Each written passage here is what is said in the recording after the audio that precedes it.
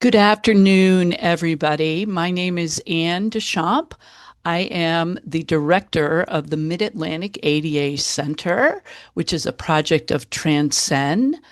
And I'd like to welcome you all to our webinar this afternoon, Post, Share, Amplify, Turning Social Media Stories into Assistive Tech Advocacy. So, welcome. I am so excited that you're here for this webinar. I'm excited for this webinar. Post, share, amplifying, turning social media stories into assistive tech advocacy.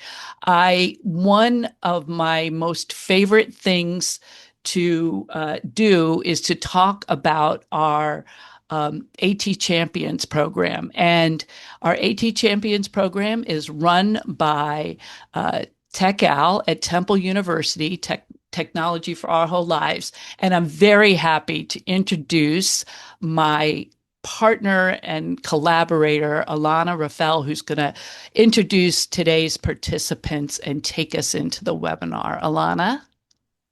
Hi, thanks, Anne. Hi, everyone. Thank you so much for being here.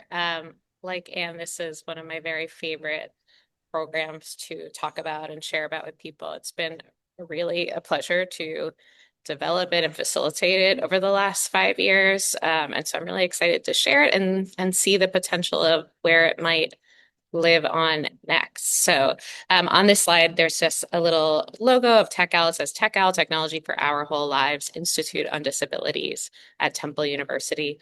And there's a little owl image there. So today I'll be sharing a bit about our program. My name is Alana Raffel. I'm the Assistant Director of AT, Assistive Technology Community Engagement at TechOwl. I do a lot of work in our community space, which is here on campus. That's where I am right now. If you live in the area, I encourage you to come visit us if you haven't yet. And I'm an occupational therapist by background, and I really love thinking about assistive technology and all of the wonderful things that it can do. I am bringing with me today three of our AT champions. Our fourth cohort of this program just ended. So two of them are from this past cohort and Claire is from a previous cohort. So today with us is Tyler Huber. His photo here is he's a white man standing wearing, maybe that's his meta glasses in the photo, looking out at the ocean.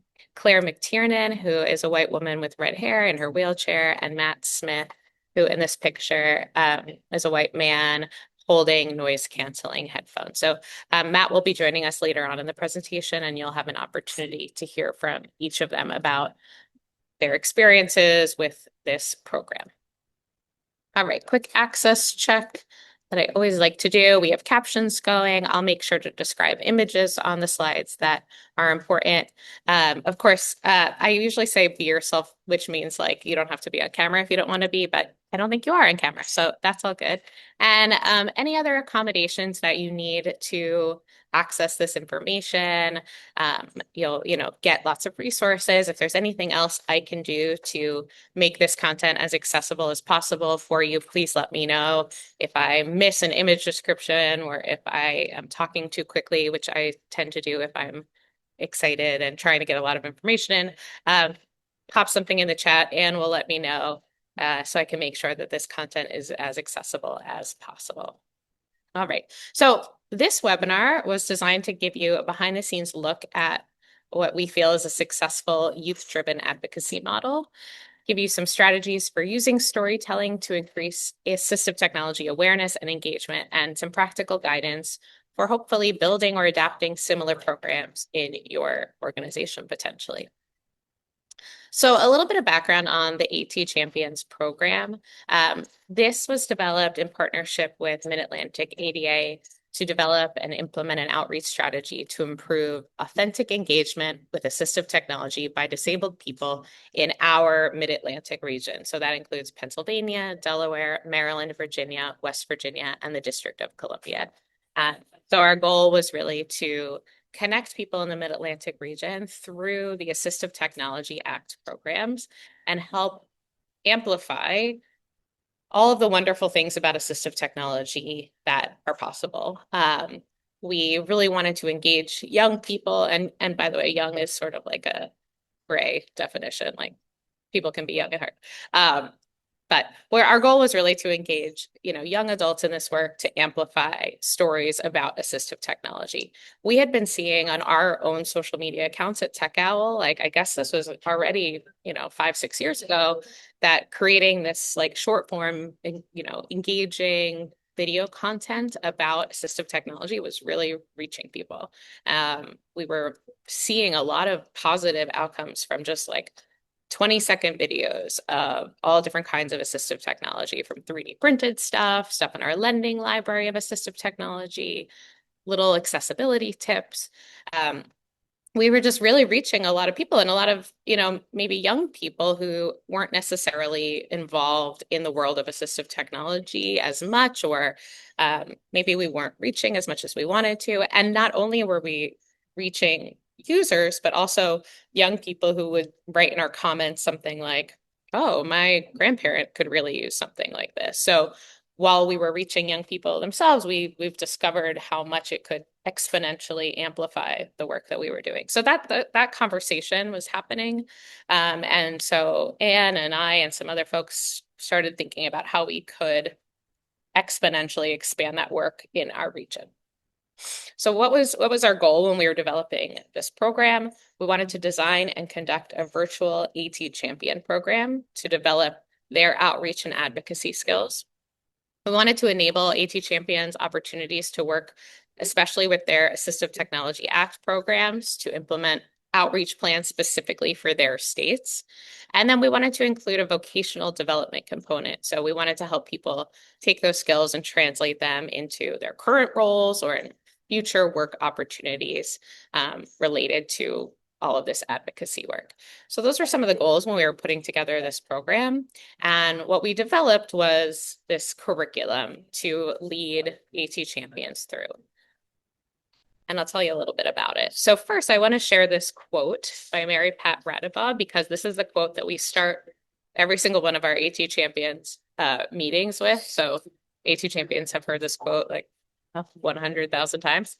And you'd think I would have memorized it by now, but I don't know if I have. This is the quote that we start all our meetings with. It says, "For people without disabilities, technology makes things easier. For people with disabilities, technology makes things possible." So this is sort of our like unifying quote that we always start with. We always discuss this at the beginning of the AT champion cohort, just to get kind of all on the same page about the potential of assistive technology and sort of thinking about how meaningful it is to us and to people in our communities. So I wanted to share that with you too. So what did the AT champion program look like? So I and Tech Owl served as the facilitator for this program, and then each state in the Mid-Atlantic region had their own small cohort. So I had a cohort in Pennsylvania too. So I was the overall facilitator, and then each state helped collect their own little group of AT champions as well. So what were my responsibilities, or our responsibilities as the facilitator of this program? First of all, to provide the curriculum. So we developed the curriculum, we shared that out with all the groups. We provided support and guidance for project leads and AT champion. We ensured accommodations were provided, ASL interpreters as needed, captions, things like that. We were the ones that presented the monthly session content. So that was not the responsibility of each state that participated. That was what we presented as the main facilitator of this project. We assigned the monthly project, and we provided program evaluation materials. So that's what we did as the overall facilitator of this program. And then each of the states had a project lead. So there was a project lead from Maryland who is part of their Assistive Technology Act program. And each of the states had a project lead that came to meetings, that supported their state's AT champions. And some of their responsibilities were things like figuring out what stipend their AT champion was going to receive, disseminating the job description to hire or onboard the AT champion, hiring 1 to 3 AT champions for that cohort, helping onboard them to their organization and their social media, making sure they understood the responsibilities, attending meetings and check-ins, helping to facilitate the monthly projects, and then making sure accommodations and supports were being used effectively. So each of those project leads from each state really was like the leader of their own state's AT champions, and then I helped support the project leads. And then finally, the responsibilities of each AT champion was to complete pre and post surveys, to attend monthly workshops and check-ins, submit a monthly project. So if there were 6 sessions, 6 monthly sessions, there were 6 projects, and then complete some reflection forums to help us get some information about how the experience was going and how we could support them. We did make some changes throughout the program that helped us improve the experience for everyone. So one of the changes that we made was originally it was a 5-month curriculum, and we decided to add a session because we discovered that some of the AT champions needed more time to learn about social media accessibility in the beginning. That wasn't initially embedded in the curriculum, so that was a change that we made a couple of years in. We added a session focused on that. We also added the having a check-in meeting. So originally we only had the monthly like 6 monthly meetings, and every month they would get a project, and then we wouldn't see them again until the next month. But we instituted check-ins to help with some time management stuff and making sure we could support them. So instead of just one meeting a month, we had one meeting halfway through the month to touch base and check in, and that was very helpful. We created supports like project completion checklist. We developed a social media recipe for success to help participants make the best possible content that they could. And then we're continuing to explore ways to interact outside of virtual meetings. We want, the AT champions are all generally really excited to connect with each other and to ask each other questions and problem solve together. And so we're always we've tried some ways of interacting outside of just the monthly meetings and check-ins. And so we were just kind of always iterating on this process. We met regularly with the project leads to help understand what was working for them and what wasn't, and trying to put things into place to support the AT champions and make the program work. So that is a little bit of an overview of the program. What I want to do is give you some basics of each of the 6 sessions. And so I'll tell you what those 6 sessions look like. And so I'll share a little bit about what that session looks like. And then for each one, I have an example of a project featuring one of our guest speakers here. And so I'll pass it over to them at that time to give them an opportunity to share a little bit about what it was like to create that video content.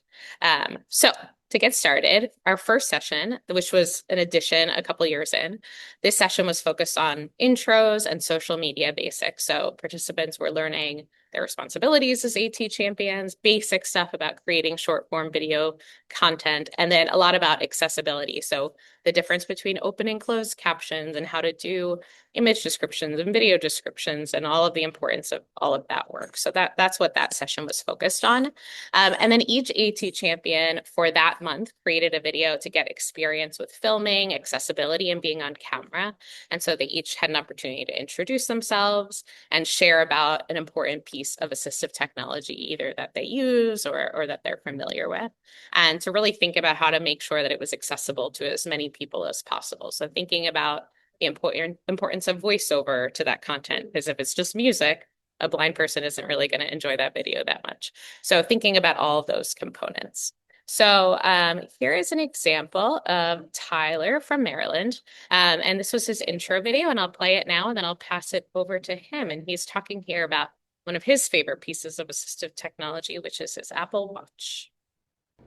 Have you ever wanted a watch that could do it all, just like your iPhone? Hi, my name is Tyler Huber, and today I'm going to be talking about the Apple Watch Series 10. The Series 10 can do things like track your activity so you stay healthy, make phone calls, send messages, and can even track individual workouts. All the things we need as essential parts of our lives.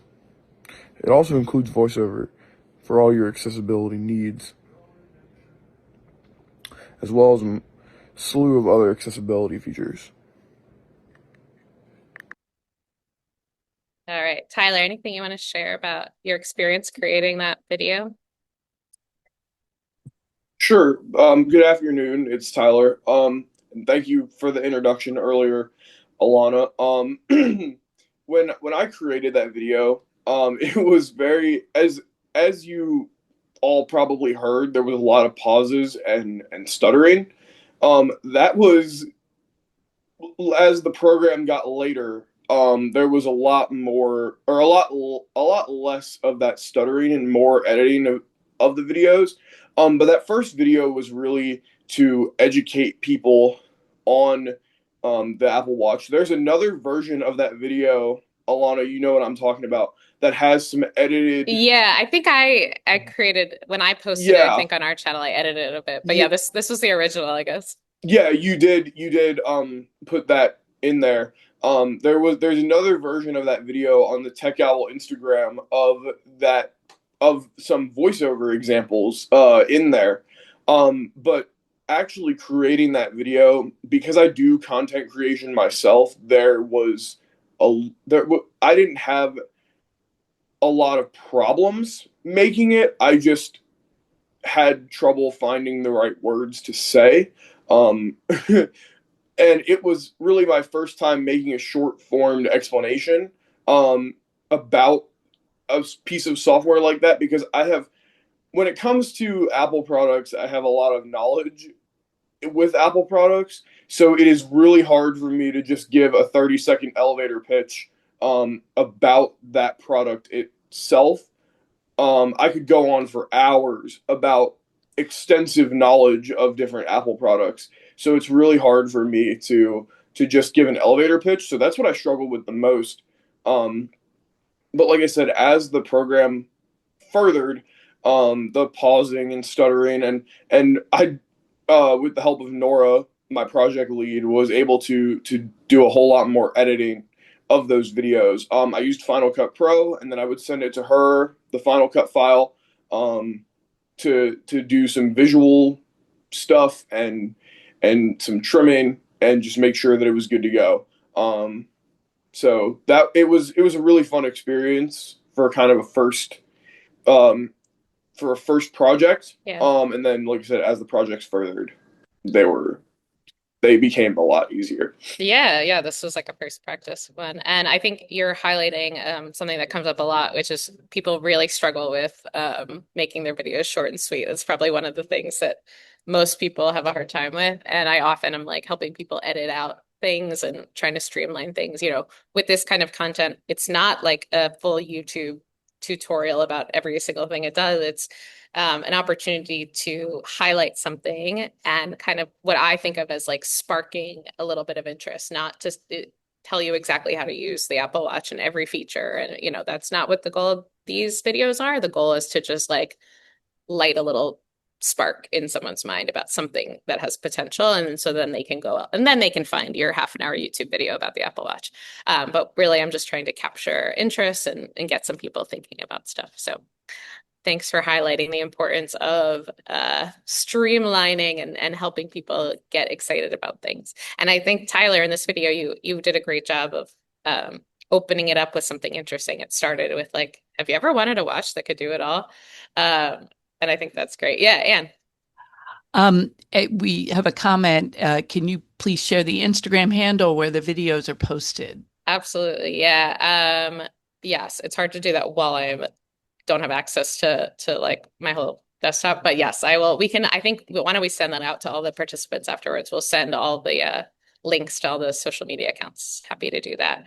And we love, engaging with that content spreads it to even more people. So we always encourage the AT champions to give love to the other participants' videos.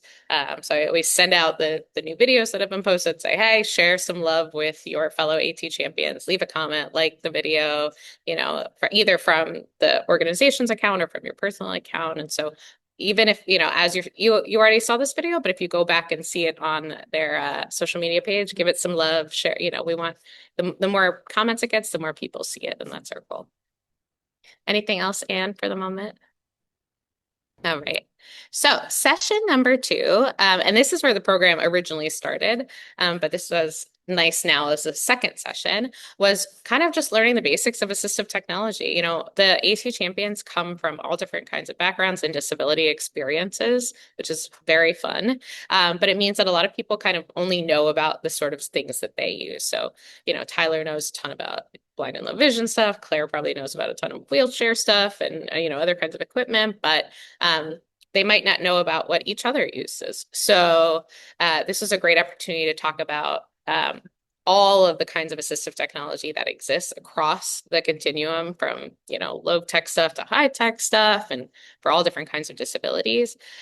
So that's really what we focus on in this session. And this session, the goal was to really help connect AT champions and their communities to state assistive technology lending libraries. You know, that's one of my big goals coming from our state lending library, and it's something that I want everyone to have access to. And so their project for this month was to make a video about a device from the lending library. And then the second, I try to always like provide options for, you know, videos. And so the other option was just to make a video of an assistive tech device that you already use and love.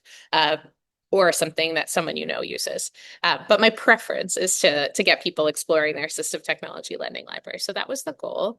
And here's a video of Matt, who's not here yet. He'll be joining us shortly. So Matt's from Pennsylvania, so he used the Tech Owl lending library. And here is his video of what he borrowed from the lending library. Have you ever left the house and panicked because you left your toaster on? Me too. Hey guys, I'm Matt, and I'm here to tell you all about the Simple Touch Auto Shutoff Outlet. This device plugs into your existing outlet to make it timer operated. Simply push the button when you want to use the outlet. This can be great for small appliances like curling irons, coffee pots, or toaster ovens. You can save energy, increase safety, and have peace of mind knowing that your electronics will turn off even if you forget about them. Want to try out this device or other assistive technologies for free? Look online at your state's AT loan program. What do you think? Want to give it a try? So that was a great video. Very like I was able to combine content that he took of a video of him using this device, mixed with an audio recording that he sent me as a voiceover, added the captions. So different states did different things. In Pennsylvania, I help participants edit and upload their videos to social media. In other states, you know, if someone, you know, has their own Instagram account or whatever, the AT champion can post it themselves. That's all very flexible, but that's how we did it in Pennsylvania. So this was great. And it got a lot of people talking about auto shut off outlets. So that was that. And Matt might have a little bit more to share about that when he gets here. The third session that we focused on was fabrication. We do a lot of 3D printing here in Pennsylvania of assistive tech, and it's something, you know, I really care about. And so it's something that I think as many people as possible should know about. And so during that session, we learned some basics of AT fabrication, like reasons why someone might make something rather than purchase it. We talked about how to make some basic AT devices from household materials, and then really where to access fabrication options through community organizations. Where can you get something 3D printed? Where can you get something made?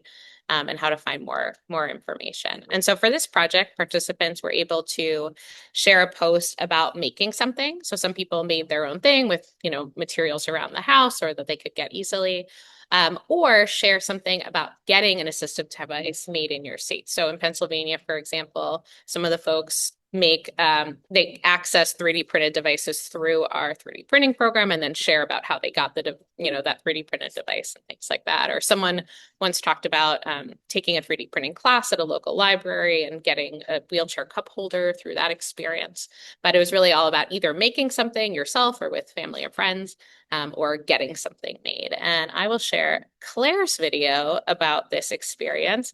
In this video, Claire will show us how she attaches her phone to her lanyard so she can easily use it on the go. It says special thanks to Ashley Shalik and Ashley Africa. Those are their Instagram accounts for helping her film. And so I'll share this video now. How many times do you check your phone per day? Most people can get their phone out of their pocket, but I put my phone on a lanyard.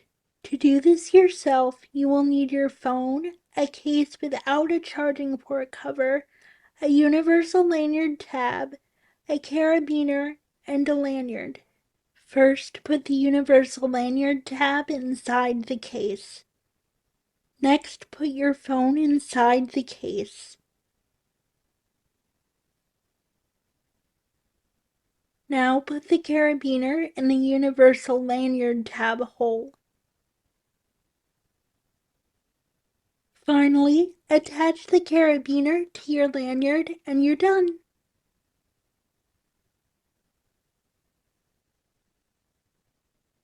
All right. Claire, anything you want to share about experience making that video? Oh, you're muted. Mhm. I thought I unmuted. Never mind. Mhm. So up until this point, it was really easy for me to come up with ideas and I could make 5 different videos on a topic if I wanted to. This one was a little trickier, at least initially, because I'm not very good at building things myself. My fine motor skills are not the greatest, and I'm just not that creative to build something. And I think I mentioned my lanyard in like a workshop or something, Mm. and you said this would count, even though I bought these items. I bought the lanyard. I bought the case and I bought the little carabiner, but they're all fairly inexpensive. Um, so once I had that, it was fairly easy to do. I just had to get Ashley's help with the video. These are my co-workers. I work at the Arc of Northern Virginia. And we're also where the project lead was as well. My coworker was my project lead, so that was super convenient Mhm. and helpful. But yeah, they were awesome helping me like do the physical demo, and I just edited the clips together afterwards in iMovie and did a voiceover. Usually I did a voiceover because I could have a script in front of me and read it out loud to kind of avoid what Tyler was talking about with the stuttering and the pauses, like kind of what I'm doing right now because I don't know the script. But obviously, if you're filming with the camera in your face, you can't hold a piece of paper. So that was super convenient. And I did that with most of my videos, I think. Yeah, the power of editing is strong. I always tell people like I feel like people worry about stuff like that, but I feel like there's a lot of magic that happens behind the scenes. And I also, like stuttering and, pauses and things like that are like part of human nature. And I don't, at least for me, I don't think these videos need to sound like professionally, like I'm not too concerned about that. I want them to feel authentic and meaningful. And so, there's like a fine line, I think, between like getting the content out there in like a useful way and also like being yourself. So I think, we don't like over edit things like that. But yeah, that's a yeah, I thought this was great. And I forgot that you had said that we couldn't come up with something at first, and this was just like a casual comment. But yeah, I mean, because fabrication is a very loose term, and the goal, I mean, I create these like structured projects to give people structure, but it's very open-ended. We just want to like help people learn about cool things that will help them. So there's not like, strict confines around what counts as fabrication. So this is perfect. I still think it's so cool. Um, Thanks, Claire. You're welcome. How many?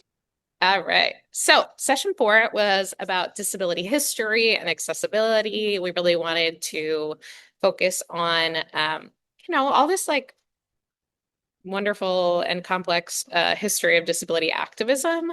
It's something like a lot of folks don't get an opportunity to learn about at school, in school or any time ever. So it felt like a perfect opportunity to loop this into the conversation. And because we can think about how advocacy is related to assistive technology, we can think about how assistive technology was part of many of these historical events like the Capitol crawl, people getting out of their wheelchairs and thinking about, all of the ways that assistive technology is embedded in that history. And kind of gave us an opportunity to think broadly about these things. So for this project, AT Champions created a video about either an accessible or an inaccessible place in their community. We wanted them, thinking about access or lack of access in their worlds. And some chose to do an inaccessible thing, some chose to do an accessible thing. And then we tried to include as much about assistive technology in that conversation as possible as well. So that was their prompt. And I'm going to show you what Tyler did for that video, which includes accessibility and assistive technology. So I'll show you the video and then Tyler, is there anything you want to say before to preface the video? So before you do show the video, Yeah. two things that are really important. Number one, you will see a mixture of accessibility and inaccessibility, but the main purpose of this video was to highlight why you have to why you have to always talk to a staff member at a grab and go restaurant, and not use the touchscreen kiosk, because the touchscreen kiosks are completely inaccessible. Number two, what I'll say, this video is filmed with meta glasses. So there's going to be so the camera quality, I don't know how good of a job was done, but the video was filmed with the meta glasses. So that was how AT was involved. Yeah. All right. Here's the video. We are at the Dunkin' Donuts, and we are going to be testing if this building is accessible with ordering your food if you have a visual impairment. So let's go inside. This is Tyler Huber again. Can I get a medium hot chocolate and a Boston cream donut, please? Sure. And then, is there a tap or? Yeah, it'll be over to your desk. It's a little further in. You got it? You need me to do it? Yeah, if you don't mind. Yeah, of course. It'll be right here.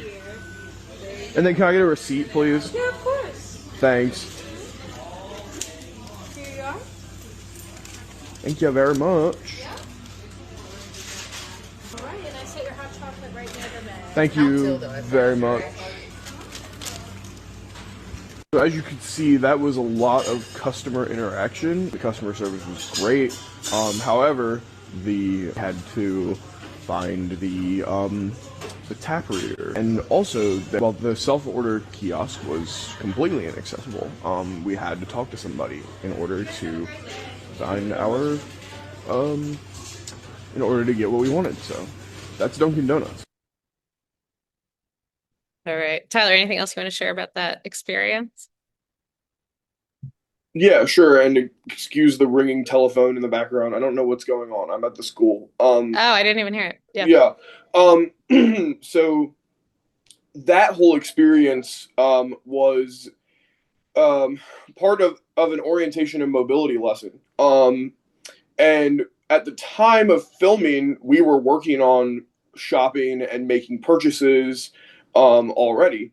So when I brought the idea to my instructor, he was like, "Yeah, let's do it." I was like, I explained the project, the purpose of the project, and we were already working on going to that location and buying stuff anyway. So when I recorded it with the meta glasses, I had to make sure that during the editing process that the person from behind the counter's face was blurred out, as well as when, like, I didn't even bother showing the inaccessible touchscreen, which in hindsight I probably should have, because it was so completely inaccessible. And when I posted that video, when it was posted on the TAP Instagram, there was a comment that really stuck out to me from a mom who said that her son had allergies and never likes to use kiosks because her child likes to talk to the counter person to make sure he is getting exactly what he wants. Yeah.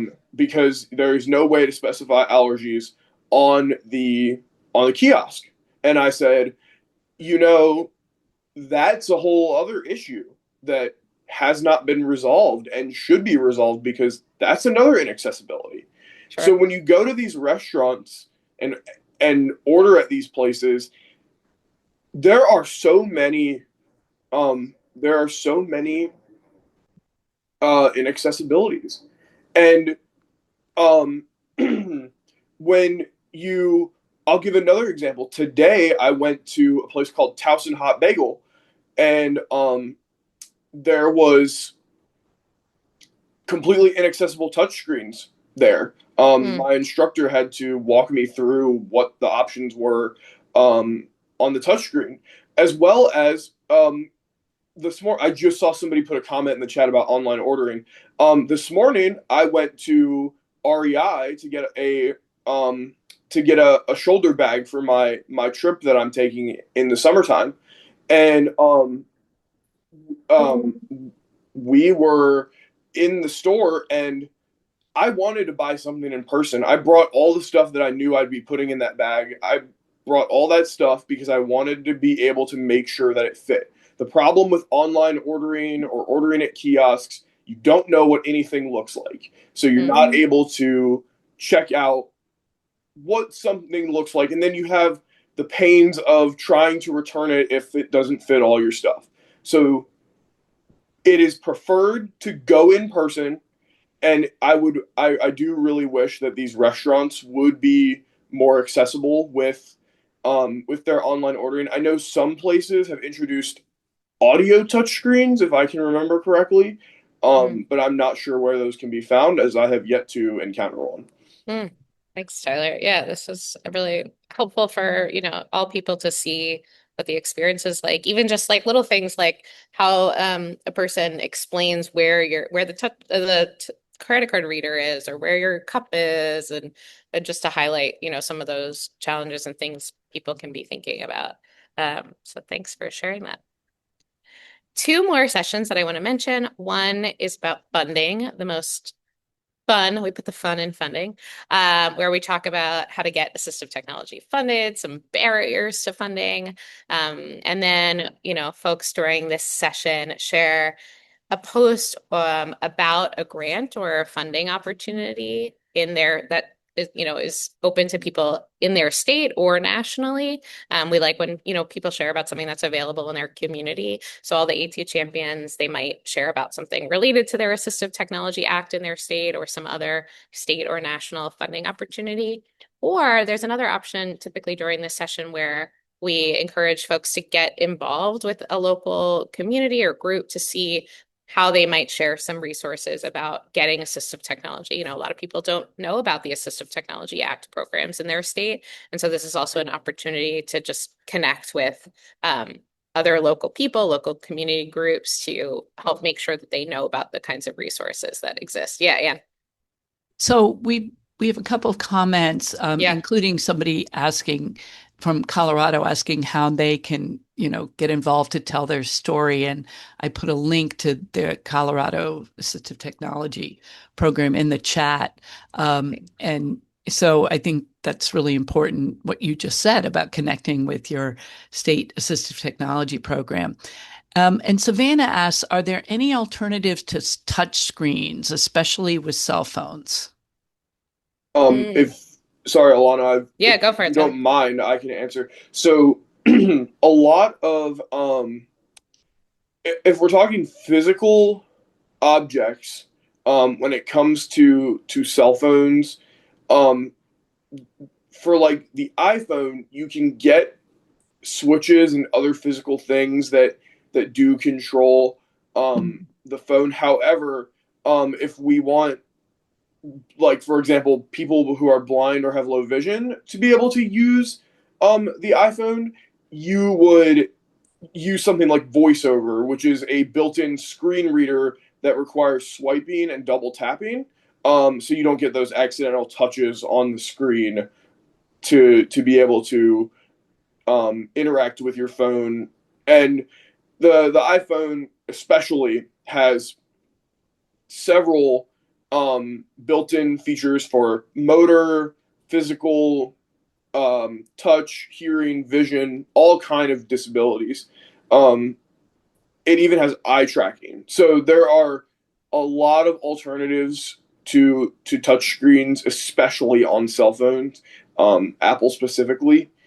Um, did I miss anything, Alana? Well, I was going to say, if I'm understanding the question correctly, I encourage that person to connect with their state Assistive Technology Act program that would likely be able to help them find a phone that suits them. In Pennsylvania, we facilitate the state's free special phone program where we help people get the kind of communication equipment that fits their needs. And so I encourage you to connect with your ATX program if you haven't yet.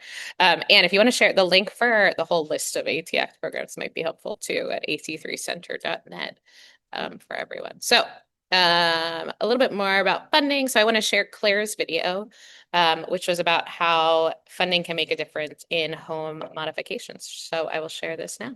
I had my bedroom door converted into an automatic door thanks to funding from my Virginia Developmental Disability Waiver, or DD waiver for short. Now I can open my door independently using this remote.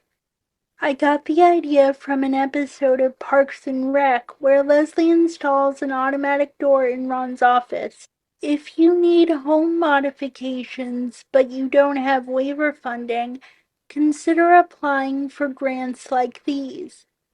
What would you use the $8,000 for? Let me know in the comments down below. Claire, I love that. Did you really get the idea from Parks and Rec? I did originally, yes. Wow. I also had an automatic door installed in my dorm room at college. That took about 9 months to Mm-hmm. get. Mm-hmm. And I think they only installed it because I was going to be using the same dorm room for like Mm. 3 years.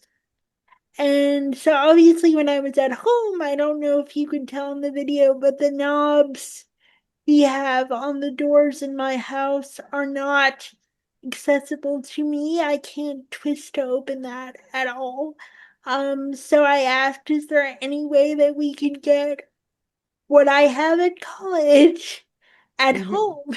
Yeah. And apparently, at least through my DD waiver, you can.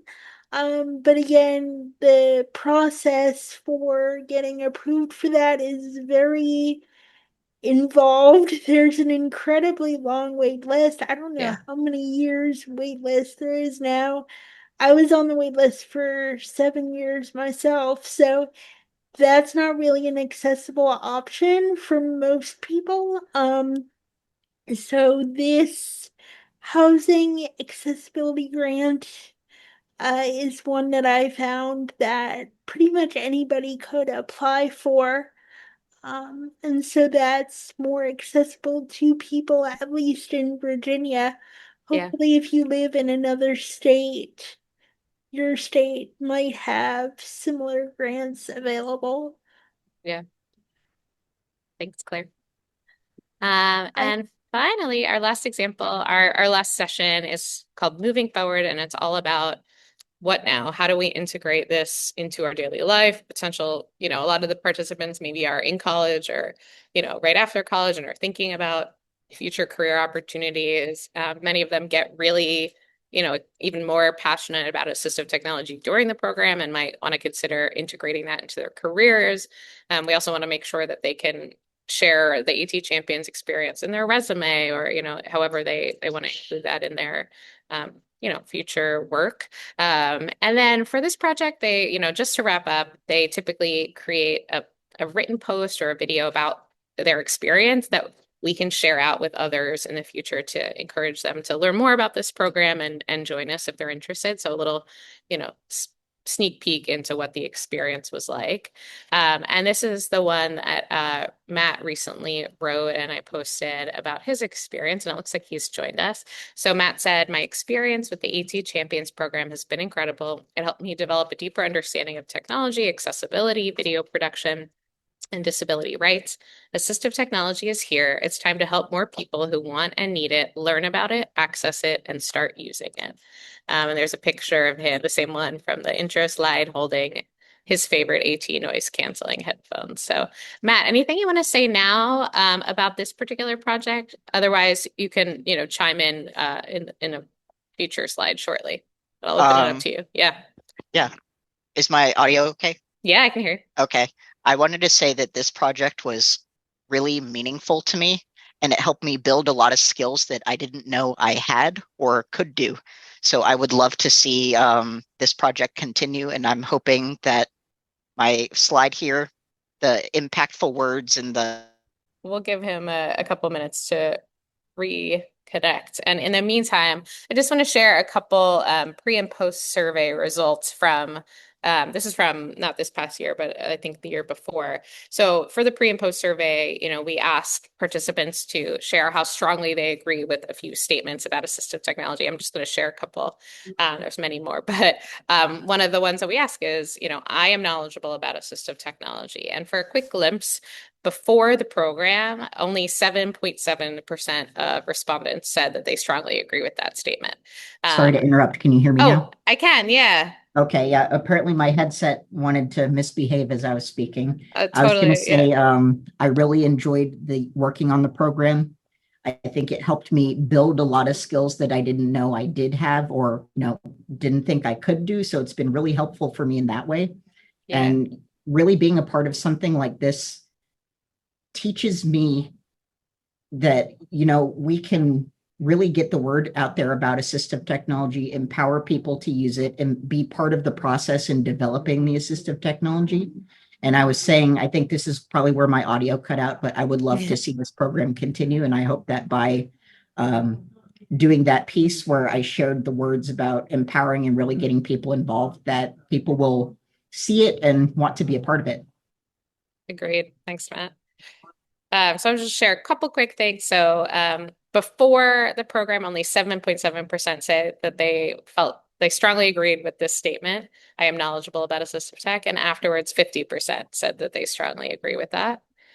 The statement, I can advocate for myself to get the assistive tech that I need. In the beginning, only 23.1% said they strongly agree. And after, 50% said they strongly agree. I know how to borrow assistive tech in my state. 0% of people said they strongly agreed in the beginning, and then 50% said that they strongly agree after the program, which makes me very happy. I would love 100%, but we'll get there. And then I know how to connect with other people and organizations in my community increased from 23.1% strongly agree to 41.7%. So we're making progress. We're doing it. All right. I want to take a moment now. I know we're getting a little close on time, but I wanted to open up to each of the AT champions. If you just had, one thing more to say about, I want to make sure we have time for a couple of questions and wrap up. So if you just had one more thing to say about your experience with AT champions, whether it's your knowledge about assistive technology, experience borrowing assistive tech, advocating for assistive tech you need, or connecting with people and organizations in your community. So Matt, I'll pass it back over to you. Is there something you want to share about that? Yeah, I can go first. I think what's been everything was great, obviously, but what stood out to me the most was the Pennsylvania State Lending Library through TechAl. I had no idea that anybody in Pennsylvania could just request an assistive technology to try, see if they like it, see if it works for them or their loved ones, and just send it back when they're done for no cost. I have shared this with this information with family members, friends, and people in my county's community of practice, which is groups of people, providers, family members, self-advocates. A lot of people didn't know this either. So it's really important and very cool too, that if you like assistive technology, you want to try assistive technology, it's possible and probably very likely that your state has a technology lending library that you can just sign up for, request a piece of technology, try it. Does it work for you? Great. Does it work for you? Maybe not so much, but you can try it and send it back. So I would encourage everybody on this call to really look into this and use this resource, and not only use it, but tell others about it. Thanks, Matt. Sorry, I'm in a public space and someone came in, so I had to handle that for a second, but thank you for Okay. sharing your love of the assistive technology lending library. Um, Claire, I'll pass it over to you for your last remarks. Finally unmuted correctly. There Yeah, we go. technology. So yeah, I would say a couple things were really stood out to me. The amazing thing about this program is it's not only about us as AT champions educating the public, it's about us getting to learn from each other and think about accessibility in a different way that we might not have considered. Because, like I think Alana said earlier, I think we're all pretty much experts on AT that we use, but I would not know anything about, if you're deaf or hard of hearing, or if you're blind or have low vision. If I were to go into a Dunkin' Donuts, I might have, accessibility struggles, but they would probably look very different than Tyler's. So it's very eye-opening in that way. And I didn't know anything about video production. I know a little bit about accessibility, social media accessibility, but mostly I use that for image descriptions. I never edited a video, never filmed anything. And I just kind of learned that on the fly using iMovie. I do not have fancy video editing software, but now it's something that I can use in my job with what I do, and it's just a great skill to have going forward. So, wait, Alana, I think you're You muted now. jinxed me. Now I'm muted. Okay. Thank you, Claire. And finally, Tyler, do you have something short and sweet to share before we wrap up? Sure. So, um, I really enjoyed the AT Champions program. This was when I found out about it, it was right up my alley, and I immediately applied on the day that I found out about it. Um, and all of the things that came with it, the requirements, it was all right up my alley. I'm a content creator, and I love assistive technology. So, and it was I have to give you a shout out, Alana. Thank you for um, all your time that you took to do this for us and to give us the exposure. Um, and thank you for just allowing us to connect with so many people. Um, and it's an honor to be able to present here today in front of you all on this call. Um, I also wanted to say my favorite project was the um, was the Dunkin' Donuts ordering one. That was a really cool one to be able to share the inaccessibilities of ordering at a place, as well as I really enjoyed the DIY street crossings project that I did for the fabrication. Um, so I appreciate everybody who helped me internally um, with everything. It's greatly appreciated, and I know that it was supposed to be short, so I'm sorry, but I didn't want to run it too long. But Yeah, thank you, Tyler. Yeah, I was gonna say you said it, thanked me, and I want to thank you guys and all of the AT Champion participants who have, for me, it was such an honor to learn from all of you. It was like a really intersectional and like connected learning opportunity for all of us, and I feel like just so honored that I got to spend time with you all and learn from you all. So thanks to you guys.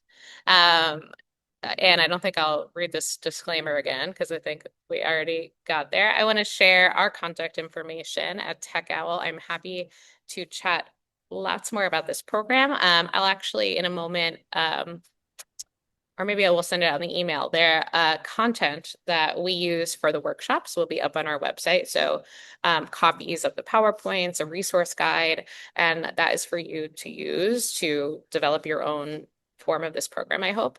You can reach us at techl@temple.edu. Our website is techlpa.org, and our social media for Facebook, Instagram, and TikTok is TechOwlPA. I will also make sure to share out all of the links to the state social media accounts that you can check out all of these guys' videos and hundreds of videos from AT champions over the past 4 years. Um, And I'll pass it over to you, Anne. Yeah. Alana, Yeah. Alana. So I just want to jump in here because, um, so I think it's Linny says, "Way to go, Tyler. Your music class is watching." I had to jump in, Tyler, and let you know that. We're getting lots of wonderful comments. And I actually want to thank all the AT champions here. It is one of my favorite programs that we fund. I'm not allowed to say it's my absolute favorite, but it is. And I just want the audience to know if you would like the AT Champions program in your region, the resources Alana just talked about, handed to you on a silver platter. And I am happy. I'll put my email address in the chat. You're welcome to have interested people who want to know more about the cost of funding it and how to administrate it to reach out to me, because it is a fabulous program. And well, you've just seen for yourself. I don't need to say anything else. Alana, you go ahead. Oh, no, no. I mean, I was going to pass it over to you. I'm going to put the link in the chat to where the content lives, but we'll also share it. Maybe I will. Okay, there it is. Some of the comments here. I loved hearing your relatable panelist stories. As a disabled person, I have a hidden disability and always feel embarrassed to tell people why I struggle. I believe if they knew, I may not have a difficult time. If only I could do a production video, it may help me to start my disability struggles, to get them out there. I feel inspired and thrilled it could be a possible hope for me. Absolutely, absolutely. See what a difference you guys are making. And yay, Tyler, you have a fan base. So Tyler, apparently you have a fan base out there. Oh, Lots of thank yous for the webinar. Thank you all for attending our webinar. We have upcoming webinars: website accessibility for small businesses on May 12th, inclusive influence, social media accessibility best practices, which is a great one, on May 20th. And one I'm super excited about, neuro-inclusive design, beyond compliance towards sensory responsive accessibility, on June 24th. So for more information, visit our website at 88info.org/trainings. And you can find more information and the registrations there. Again, thank you. And really, Claire, Matt, and Tyler, thank you guys so much. Alana, as always, you're the best. Thank you very much. Absolutely. Thank you, everyone, for hosting this webinar, and thanks, everyone, for attending. Yeah, thanks so much. This has been an amazing experience, and I think it's clear that we all love this program so, so much, and we would love to see it continue in some fashion. So, We will make that happen, Claire. We will make that happen. well, yeah, please keep us involved if you can. Absolutely. I Absolutely. promise. I promise. Okay, well, and hopefully you all enjoyed it and can implement it far and wide wherever you live as well. So, Love that. I just wanted to share one more remark. Thank you to those here at the school at MSB. You know who you are. For attending. I've been scrolling through the chat a little bit. I see some familiar names popping up there. So thank you to those who from the school and not from the school who came. Everybody who took the time out of their day to join this. Well, you guys are getting lots of love. Thank you guys so much. Thank you kindly. Thank you for a great session. Great job, everybody. So thank you all, and have a wonderful rest of your afternoon. Thanks, Thank you, everybody. Bye. Have a wonderful day.